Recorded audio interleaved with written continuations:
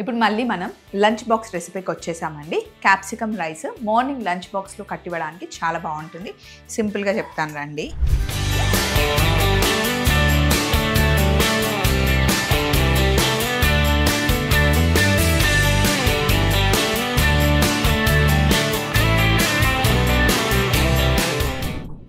First stove on చేసేసి ఇందులో 1 spoon ధనియాలు, 1 టేబుల్ స్పూన్ శనగపప్పు వేసి దూరగా వేయించుకుంటాం. పచ్చివాసన పోయేంత వరకు వేగాలన్నమాట. అలాగే ఇందులో కొన్ని ఎండుమిరపకాయలు,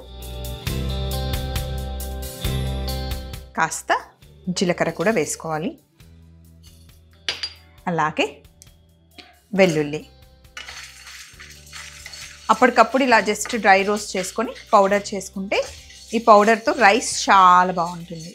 ఇలా దూరగా వేయించుకున్న దాన్ని మనం మిక్సీ పట్టుకొని పొడి చేసుకోవాలి. మిక్సీలో వేసేస్తాను.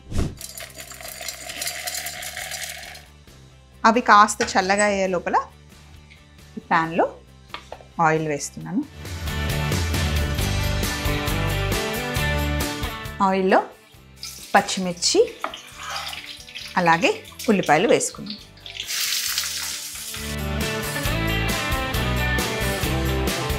ఇందులోనే ఉప్పు వేసేద్దాం. రైస్కి సరిపడా ఉప్పు ఇక్కడే వేసేసుకోవాలి. ఉల్లిపాయలు కొంచెం కలర్ వచ్చేంత వరకు వేగుతూ ఉండాలి. ఈ లోపల మిక్సీ పట్టేసుకుందాం.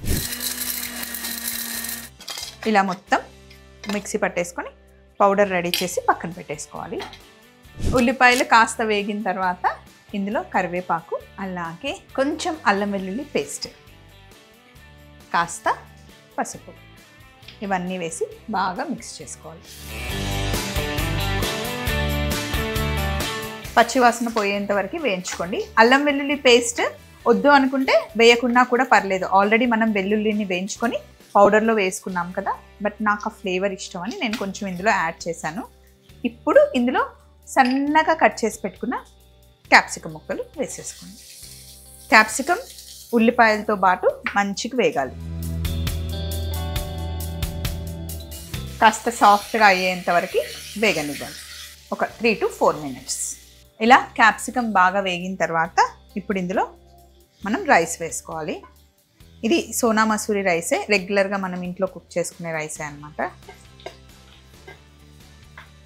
మీరు కావాలి అంటే బాస్మతి రైస్ కూడా వేసుకోవచ్చు. అలాగే మనం చేసి పెట్టుకున్న పౌడర్ మొత్తం మంచిగా మిక్స్ చేసుకోవాలి.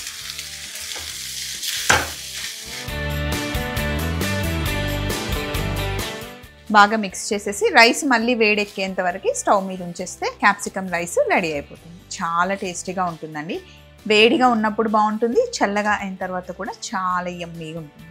మార్నింగ్ చేసి పెట్టుకుంటే నైట్ వరకు తినొచ్చు. ఎప్పుడైనా మనం ట్రావెల్కి వెళ్ళేటప్పుడు కూడా చేసుకోవచ్చు.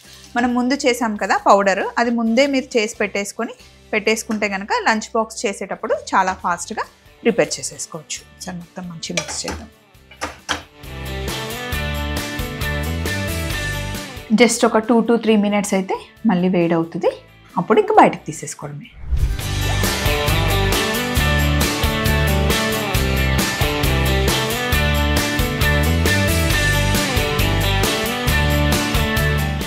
మామూలుగా సోనా మసూరి రైస్తోనే బాగుంటుందండి. దీనికి బాస్మతి రైస్ ఏం అవసరం లేదు. రెగ్యులర్గా మనం ఇంట్లో లంచ్ బాక్స్కి చేసుకునే ఆ రైసే యూజ్ చేసుకుంటే సరిపోతుంది.